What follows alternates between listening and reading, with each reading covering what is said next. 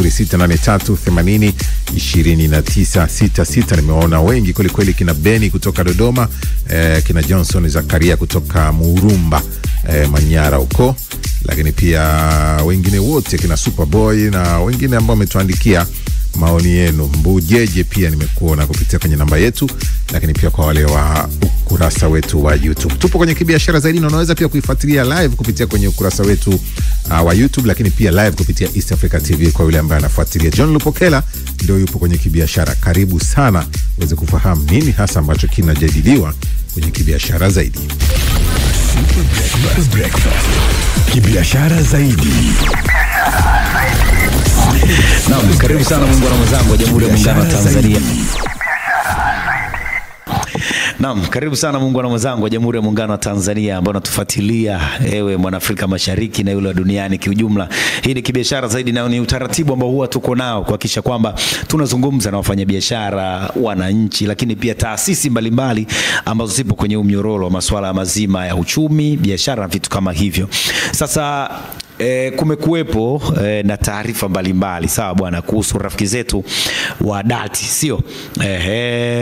Na leo nikasema hapana, acha nipate nafasi nzuri ya kuzungumza nao ili kuweza kufahamu wewe mwananchi wetu ambaye unatushuhudia, lakini pia wadau mbalimbali kama wafanyabiashara wenzangu pia kuweza kufahamu na wenyewe wapo pia umumo kwenye lile ambalo tumekuwa tukilizungumza. Na kumekuwepo na taarifa nyingi. Nikisema taarifa mbalimbali, moja taarifa ni kuhusiana na wenyewe kuhama kwenye mifumo, kwa sababu ni masuala ya usafirishaji, ni yale ambayo watu tunayazungumza sisi.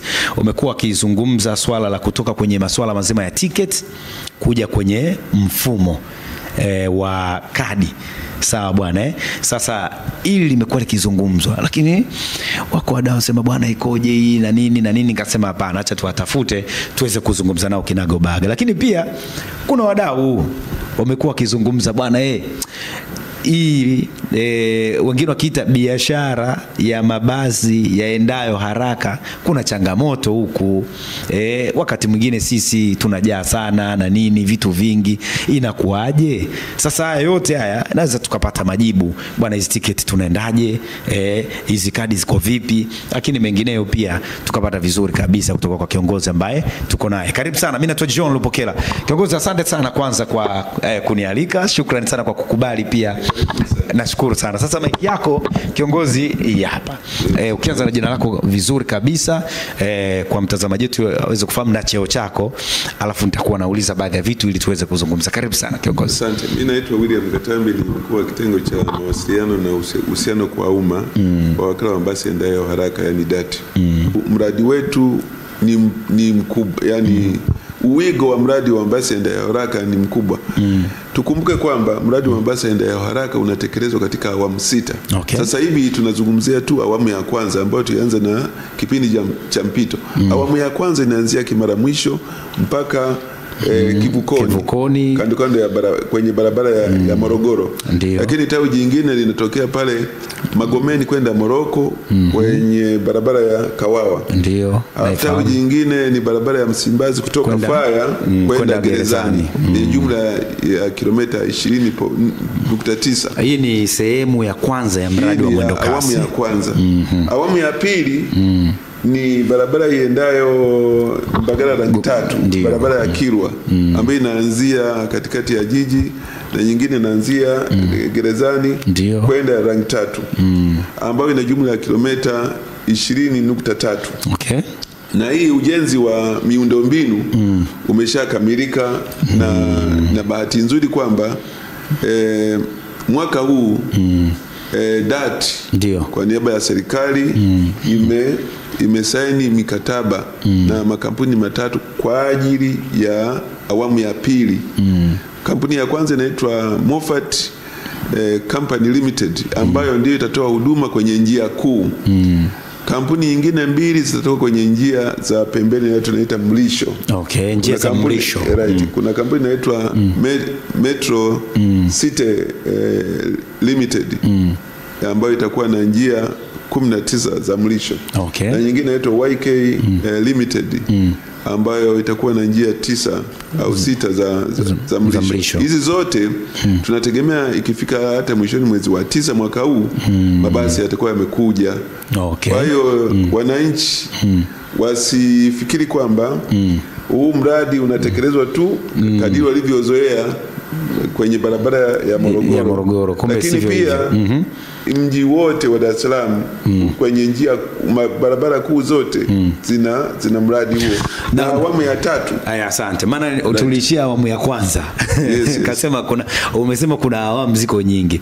Bwana, tumeangalia awamu ya kwanza, lakini Mr. Gatambi amenigusia kwamba kuna swala zima la watu wa huduma wengine wanakuja alafu wanaenda njia ya 3. Njia ya 3 ulikuwa unasema ni awamu ya 3. Awamu ya 3 ile inayoenda airport. Okay. Gongo la Mboto hiyo. Inaanzia jijini kati mpaka Gongo la Mboto. Ndio. Yenye jumla ya kilomita 23.6. Ndio. Na inatekelezwa kwa mkopo wa Benki ya Dunia kwa gharama ya shilingi milioni 182 point 9 nafikiri. Point kadhaa. Right. Halafu awamu ya 4 ni ile barabara iendayo Tegeta. Hii sasa rafiki zangu wa Boko na Bunju, basi haya kule ambako mimi naishi. Kwanza hii wakati tunaizungumza hapo shikilia hapo utaendelea. Mimi binafsi naipongeza serikali yangu kwa sababu nina imani kwa sisi tunaokaa Boko na Bunju itakuwa sehemu yetu muhimu sana kwenye usafiri, kwa sababu sasa hivi tunapitia nyakati ngumu sana kwenye usafiri, na mara kadhaa wadau wangu wa kule huwa wanalalamika foleni, wanalalamika msongamano kwenye mabasi. Kwa hiyo hii aliyoigusa hii inanihusu sana, hii kuelekea Bunju kule kuelekea basi haya sisi tunapata haueni, kwa sababu inakwenda inafika mpaka Tegeta bila shaka, sio? Lakini sisi wa huko mbele itakuwa sehemu yetu muhimu ya kujidai ikiturahisishia usafirishaji. Hii ulikuwa unasema kilomita isogeze mic kidogo. Ina jumla ya kilomita 97.9. Na pia inatekelezwa kwa mkopo kupitia Benki ya Dunia. Lakini kuna awamu ya 5 awamu ya 5 inatokea hapa kwenye daraja la Kijazi hapa Ubungo ndio kuelekea daraja la Mwalimu Nyerere kule Kigamboni. Okay. Kipande kingine kinatokea pale mzunguko wa Kigogo kuelekea Tabata Segerea hii. Yes. Yenye jumla ya kilomita 27.6. Na hii awamu ya 5 itajengwa kwa mkopo kutoka shirika la maendeleo la Ufaransa kwa jumla ya euro 178. Okay. Kuna awamu ya 6. Awamu ya 6 na vipande vitatu. Kipande cha kwanza ni kutoka pale Moroko kuelekea Kawe. Kipande kingine kutoka Kimara Mwisho kwenda Kibaha, na cha tatu ni kutoka Mbagala Rangi Tatu kwenda Vikindu huko. Yes, yenye jumla ya kilomita 26. Kwa hiyo unaona picha hiyo ya nimeipata picha kwenye jiji lote, sio Morogoro Road tu, lakini pia hata katika maeneo mengine. Hivi Mheshimiwa Mr. Gatambi, umenipitisha vizuri sana.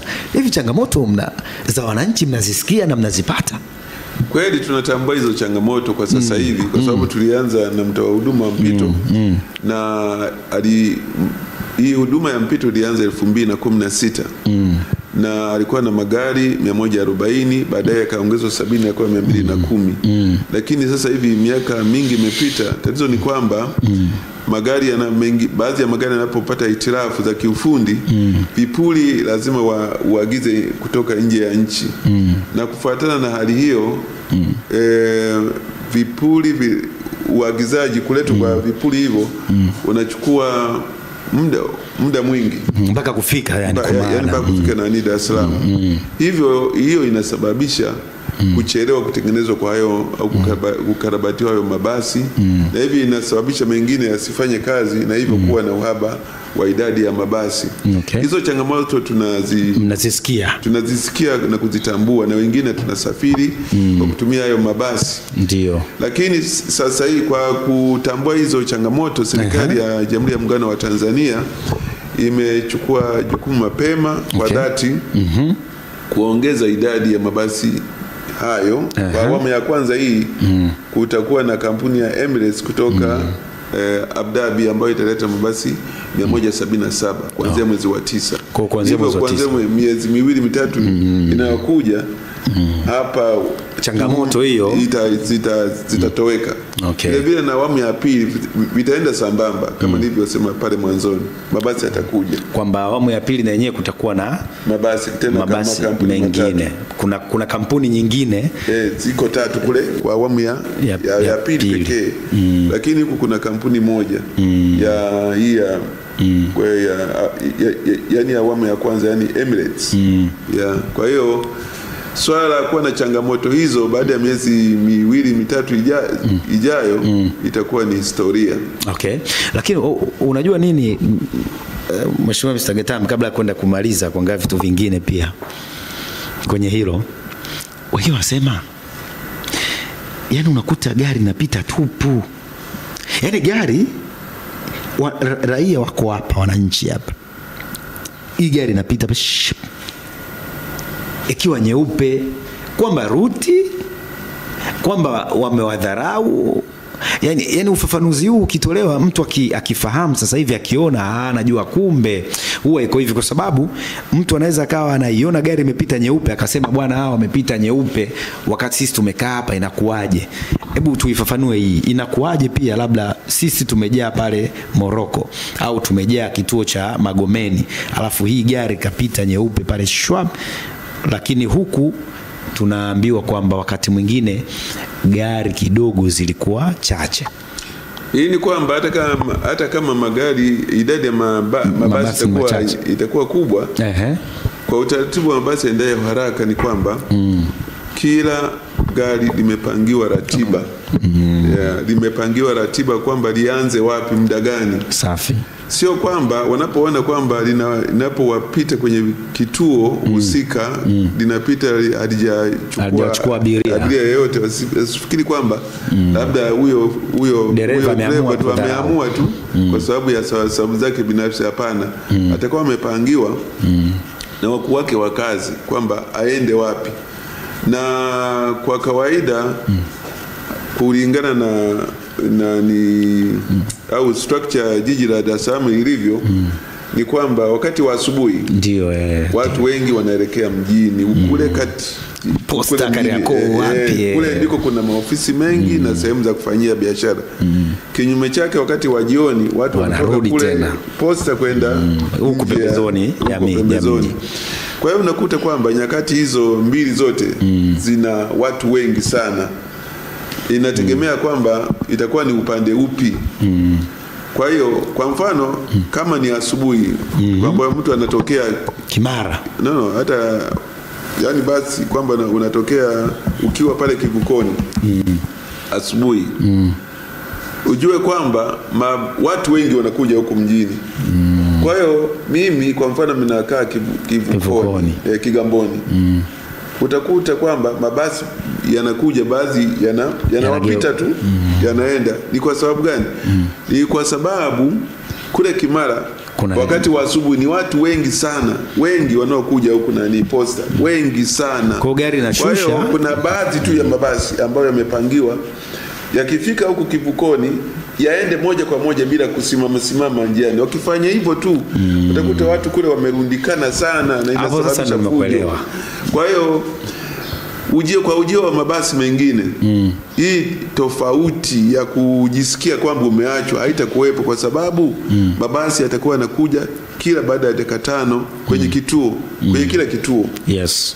Kwa hiyo hii tofauti watakuwa wanaona, lakini hawatajali kwa sababu mabasi yatakuwa mengi tu na mengine yatakuwa hayana watu wakati mwingine. Safi sana. Yaani mimi nimependa huo ufafanuzi Mr. Gatambi, kwa sababu wadau wangu wafanya biashara ambao wananchi nimewahi kuzungumza nao watakuwa wameelewa sasa hii kwa namna gani, serikali inajari kwa namna gani, na majibu yako vipi, imekaa vipi. Sawa bwana. Kwa hiyo bila shaka hii ratiba ambayo sasa hivi inatusumbua, na baadaye kidogo nani sasa hivi ratiba ambayo inatusumbua bila shaka itakuwa imeondokana baada ya ujio wa magari, kwamba tena ile kukaa muda mrefu kituoni itakuwa hakuna. Hiyo itakuwa kabisa. Sawa. Kuna kitu watu wanachanganya Mr. Gatambi hapa tukiwa tunamaliza. kuna wakati wanawanyoshia nyinyi vidole, kumbe unakuta hata muhusiki. Unalijua hili lakini Mr. Gatambi?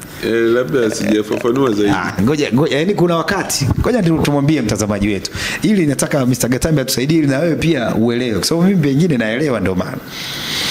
Unaweza kuwa unamnyoshia kidole dati huyu ambaye tuko naye. Kumbe shida ni mtu wa huduma. Si ndio? Hebu tuambie utofauti wenu. Yaani nyinyi mnaingia wapi na mtu wa huduma yuko wapi? Maana kuna wakati unasikia kuna UDAT, kuna wakati sio, kuna wakati kuna DAT, yani hivyo. Ili watu wasio wanawanyoshia nyinyi vidole.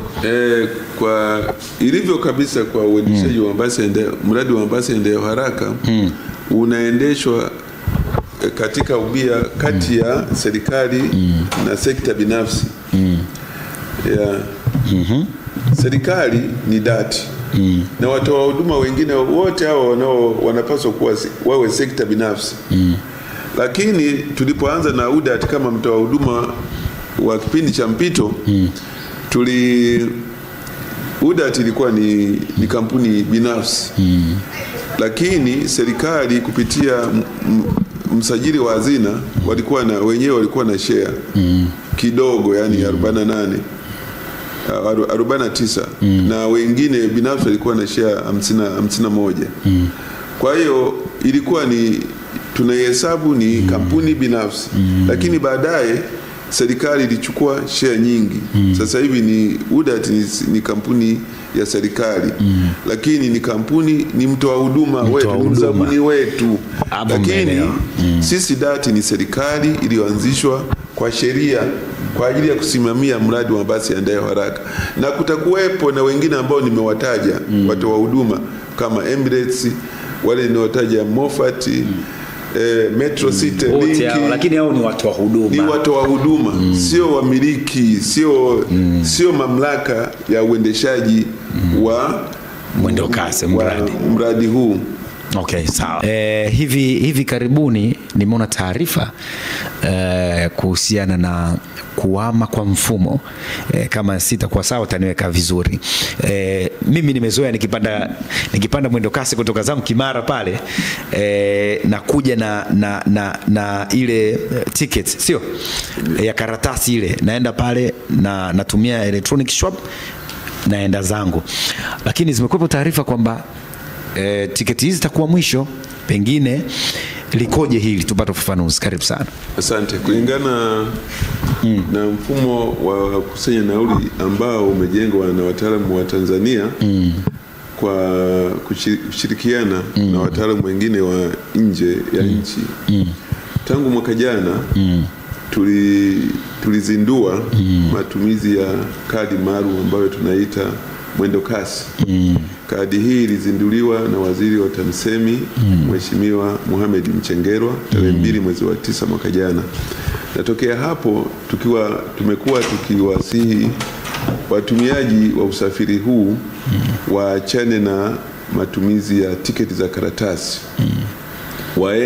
Wahamie kwenye matumizi ya kadi maalum ambayo tunaita mwendo kasi. Tangu tarehe 2 mwezi wa 9 mwaka jana. Na kadi hii imekuwa ikiuzwa katika vituo vikuu katika mfumo wa DAT.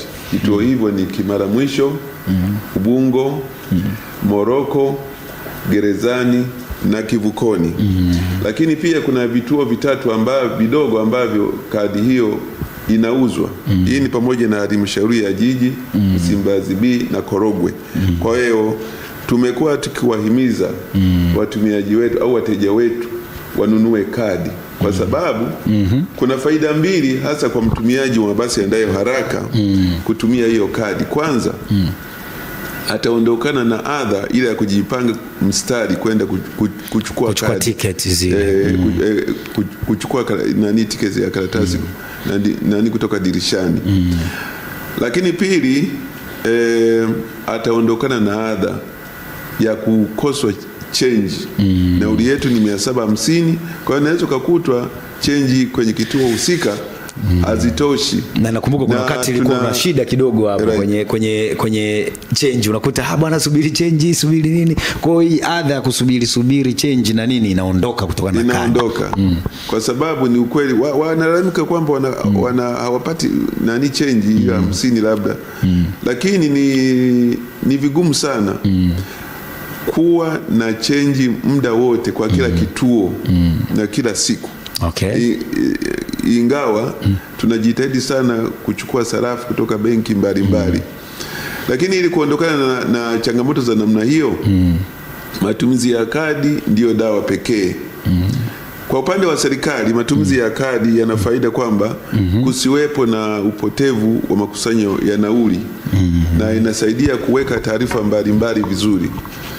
Sasa hiyo kweli tumekuwa tukiwatangazia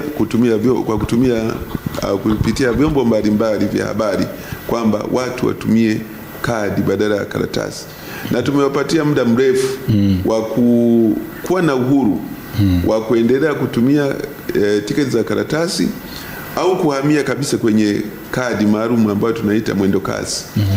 Lakini mbali ya hiyo kadi pia kuna app ambayo pia tunaita mwendo kasi. Msafiri anaweza akiwa na kadi, lakini pia anaweza kuwa na hiyo app. Kama ameishiwa pesa kwenye kadi, anaweza kutumia simu yake, ndio aka download hiyo app na akawa anaongeza hiyo nauli. Vivyo hivyo na kwenye kadi unakuwa unaongeza. Okay. Lakini tuna utaratibu wa kupata hizi kadi ni kwamba unafika kwenye vituo ambavyo nimevitaja, alafu unakuwa na kitambulisho chako ili uweze kusajiliwa. Una kitambulisho cha taifa bila shaka. Cha taifa au leseni ya udreva. Hivi inasaidia kwamba kama siku moja unajikuta hiyo kadi imepotea, inaweza ikatambuliwa kwamba ni ya kwako, na kwamba hatua unayotakiwa kuchukua tu unapopoteza hiyo kadi inabidi uende kwa maafisa maalum ambao wanaweza kukurudisha hiyo kadi. Wanaangalia taarifa zako sahihi. Na pia dati kupitia hizo kadi iko makini sana kutunza taarifa binafsi za mteja. Safi. Bwana, taarifa binafsi zinazingatiwa na vitu kama hivyo. Sasa Mr. Gatambi, kuna mwingine anaweza kaniambia bwana, mimi nilikuwa na kadi ya zamani, ndio maana nimeshika hii. Bwana, mimi nilikuwa na kadi ya zamani, siwezi kuambatanisha humo niendelee. Tutoe hiyo nadharia kidogo. Kuna kweli tulipoanza na mtoa huduma aliyepo sasa hivi wa mpito, tunaita wa mpito kwa sababu ujenzi wa miundombinu awamu ya kwanza ulikamilika kabla ya kukamilika upatikanaji wa mtoa huduma kamili. Na alipokuja huyu mtoa huduma wa mpito, aliamua yeye ndiye ilikuwa ni wajibu wa kukusanya nauli, na aliamua alishirikiana na kampuni ya nje kuleta huu mfumo wa matumizi ya kadi kutoka Ubelgiji. Lakini kama tunavyofahamu, kama tumepata huduma kutoka nje ya nchi, kampuni kutoka nje ya nchi, kulianza kutokea changamoto za uendeshaji kimkataba. Na hivyo walivyokuwa na hizo changamoto ambayo kwa ameshikilia huo mfumo, yani kampuni kutoka Ubelgiji walianza kuwa na uzima mfumo kutokea Ubelgiji, huku mnapata shida, wananchi wakaanza kupata shida. Serikali ilivyoona hizo changamoto iliamua kuingilia kati na kuweka pembeni huo mfumo. Na badala yake iliweka mfumo ambao wakusanya nauli ambao ulikuwa unatumika na serikali za mtaa. Na baadaye serikali iliamua kutumia wataalamu wake wa TEHAMA kutoka taasisi mbalimbali za Tanzania, wakishirikiana na wataalamu kutoka nje ya nchi, na kuunda mfumo mpya wa kukusanya nauli ambao sasa hivi tumeanza kuutumia. Tuna miaka mingi tunautumia, lakini tulianza na karatasi. Baadaye mwaka jana tukaweka kadi maalum ambazo zinaitwa mwendo kasi. Hivyo ndivyo historia yake ya kuachana na kadi za zamani. Kwa hiyo kama kuna watu sijui wengine labda wanahoja kwamba niliacha fedha yangu, hiyo sasa sio swala la kipindi hiki, ni swala la wataalamu ambao wanaweza kuangalia kwenye database kama hizo taarifa bado zipo, naweza ikatolewa kitu fulani cha kuweza kunusuru hiyo pesa. Tarehe 1 itakuwa matumizi ya kadi pekee, isipokuwa tu kwa wanafunzi. Wanafunzi wataendelea kutumia tiketi za karatasi. Lakini kwa wengine ambao sio wanafunzi, endapo atajikuta kwamba hana hiyo kadi, itabidi asumbuke kumtafuta abiria ambaye yuko karibu kwenye mageti yale, ampitishe, ambaye aliye na kadi ampitishe, amlipe yeye, alafu achanje pale. Lakini ili kuepuka matatizo hayo au usumbufu ule, ainunue hiyo kadi kuanzia leo kama hajanunua. Sawa, hapo tumeelewana. Kwa kuhitimisha, pengine unalipi la kumwambia huyu mtazamaji wetu ambaye alikuwa anatufuatilia? Tumezungumza masuala ya kadi na mengineyo mengi hapo nini. Karibu sana. Asante. Kwamba wateja wetu mkubwa ni mabasi kama kweli yanakuja.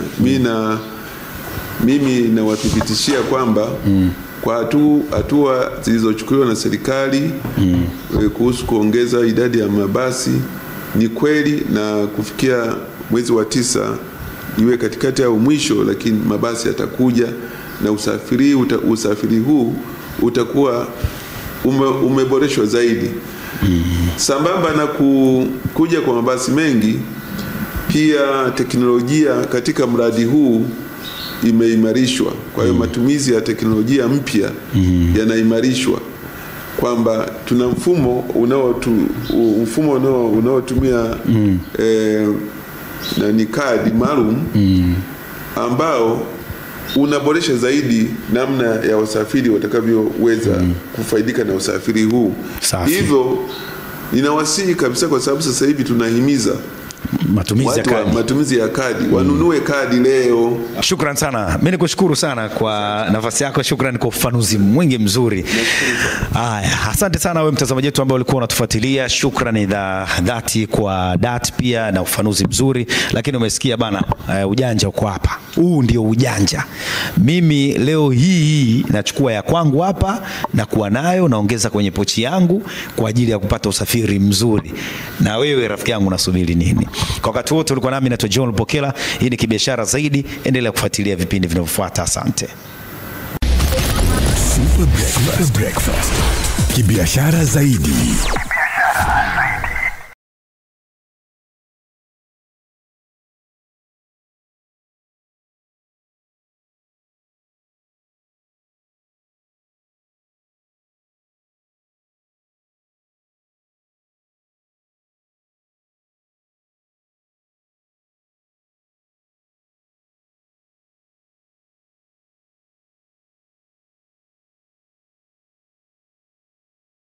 Unaviweka hapa ndipo mahala pake.